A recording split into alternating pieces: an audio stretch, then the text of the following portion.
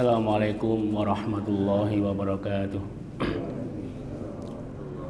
Alhamdulillah hamdan katsiran thayyiban mubarakan fih kama yuhibbu rabbuna wa yarda. Asyhadu an la ilaha illallah wahdahu la syarikalah wa asyhadu anna Muhammadan abduhu wa rasuluh.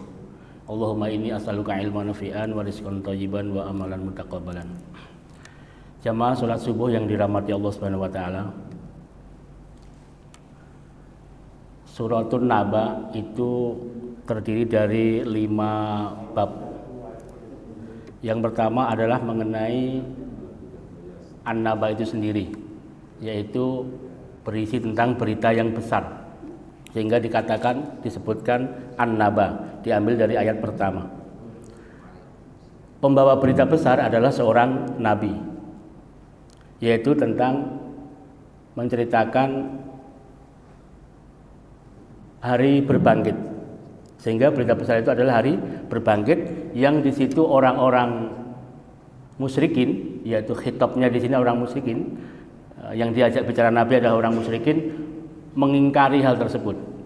Ini ada di dalam surat An-Naba ayat 1 sampai dengan 5. Kemudian bab yang kedua adalah tentang bukti kekuasaan Allah yang ada pada ayat yang 6 sampai 16. Setelah orang-orang kufar, orang-orang musyrikin mengingkari, beristilaf, berselisih tentang hari berbangkit, maka Allah membuktikan dengan kekuasaannya, yaitu alam raya ini. Bagaimana Allah menghamparkan bumi, bagaimana Allah menancapkan gunung-gunung untuk memperkuat bumi ini, bagaimana Allah menghamparkan bumi ini untuk disediakan untuk manusia, untuk diolah manusia, disumberdayakan oleh manusia, sehingga pantas bahwa manusia itu menjadi khalifah di dalam alam raya ini yang mengelola kehidupan di dunia ini.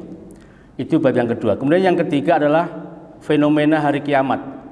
Itu ada pada ayat 17 sampai dengan 20, yaitu yang diawali dengan inna yaumal fasli kana miqata. Pada hari itu manusia dikumpulkan dalam berkelompok-kelompok. Ya, faslun itu artinya lokal. Ya. Sehingga kelas itu dinamakan faslun karena terkelompok. Sehingga pada hari itu manusia dibangkitkan setelah kematian kiamatnya, yaitu berkelompok-kelompok sesuai dengan amal perbuatannya.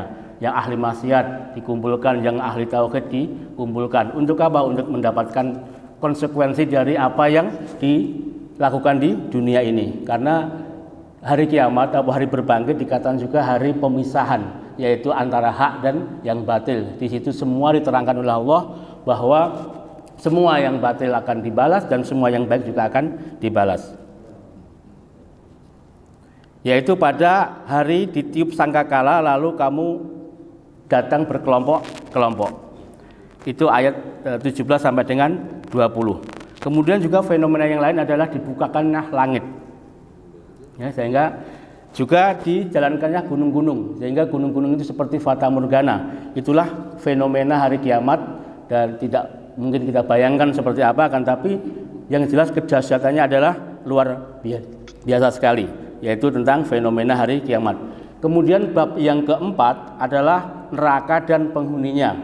Tentu neraka di sini digambarkan dengan suatu hal yang mengerikan pada orang-orang pengingkar kepada Allah, pengingkar kepada tauhid, juga pengingkar kepada hari berbangkit. Ya, di situ digambarkan tentang bagaimana orang-orang kufar disiksa. Kemudian di situ ada neraka jahanam.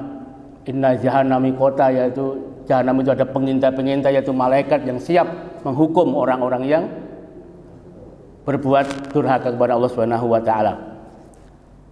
Tentu neraka di sini juga banyak perbedaan pendapat, seperti yang digambarkan dalam Al-Quran tentang begitu detailnya siksaannya, kan, tapi juga ada yang berpendapat begini, bahwa keridhaan Allah itu adalah surga, kemudian murkanya Allah itu adalah neraka, sehingga kita sampai di sana dimurkai Allah itu adalah sudah menjadi neraka bagi orang-orang yang mengingkarinya. Kemudian yang kelima adalah, yang terakhir adalah balasan bagi orang-orang yang bertakwa, yaitu diawali dengan innalil muttaqina mafaja. Sesungguhnya orang-orang yang bertakwa mendapatkan kemenangan, yaitu surga. Selalu begitu pola Al-Quran, setelah menerangkan semua kejadian, semua yang akan terjadi, kemudian apa konsekuensi orang-orang yang ingkar, kemudian selalu ada lagi yang baik pasti akan mendapat balasan, yaitu balasan bagi orang-orang yang bertakwa adalah surga. Yang di situ sekali lagi digambarkan kesenangan manusia yang ada di dunia, bagaimana di situ tidak ada lagi halal haram, apapun boleh dimakan, kemudian disediakan oleh istri-istri yang masih muda. Akan sekali lagi surga itu kembali lagi dipahami sebagai ridho Allah, itu adalah surga. Walaupun di sini digambarkan dengan sesuatu yang kita rasakan di dunia ini, akan tapi tentu di surga tidak bisa bayangkan karena tidak pernah terpikir dalam hati, tidak pernah terpikir dalam pikiran, juga tidak pernah terbetik dalam hati kenikmatan itu. Akan tapi ridho Allah itu adalah yang ditunggu, yang kita nanti di ila yaumil kiamah. Kemudian surat ini ditutup dengan penyesalan orang-orang kafir.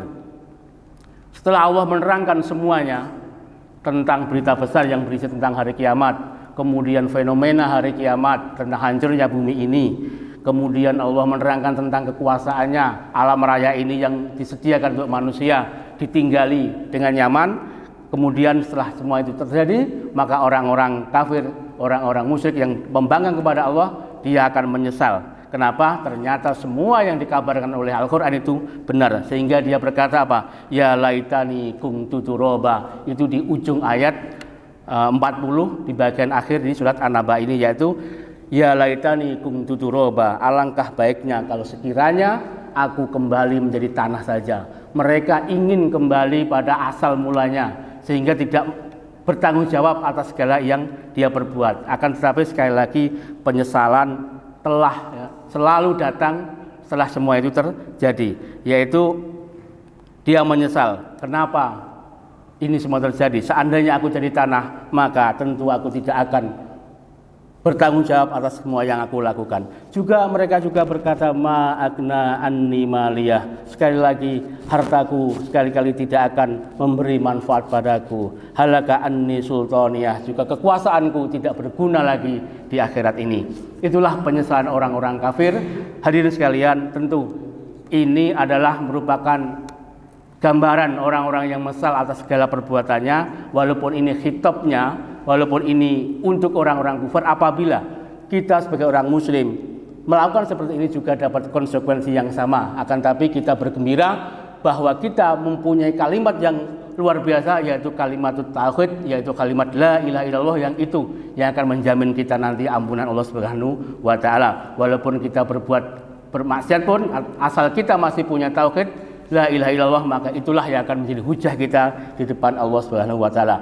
Hadirin yang dirahmati Allah, itulah pembahasan terakhir tentang surat An-Naba, yaitu tentang penyesalan orang-orang kafir tentang apa yang dia lakukan di dunia ini, dan janji ataupun balasan bagi orang-orang muttaqin yang akan mendapatkan surga nanti di hadapan Allah Subhanahu wa taala. Semoga bermanfaat. Mohon maaf atas kekurangan dalam penyampaian. Assalamualaikum warahmatullahi wabarakatuh.